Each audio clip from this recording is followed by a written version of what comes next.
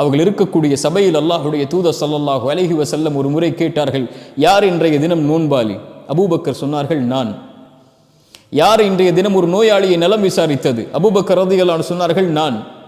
யார் என்று ஒரு ஏழைக்கு உணவளித்தது? அபூபக்கர் சித்திக் ரலியல்லாஹு அன்ஹு அவர்கள் சொன்னார்கள், நான். யார் என்று ஒரு ஜனாசாவை பின்தொடர்ந்தது? அபூபக்கர் ரலியல்லாஹு அன்ஹு சொன்னார்கள், அல்லாஹ்வுடைய தூதரே, நான். அபூபக்கரை பார்த்து அல்லாஹ்வுடைய தூதர் ஸல்லல்லாஹு அலைஹி வஸல்லம் சொன்னார்கள், சொர்க்கத்திற்கு ஒரு மனிதனை சேர்க்கக்கூடிய எல்லா செயல்களையும் அபூபக்கரை நீ வைத்திருக்கிறாய் என்று. இது பலனுள்ள வாழ்வு.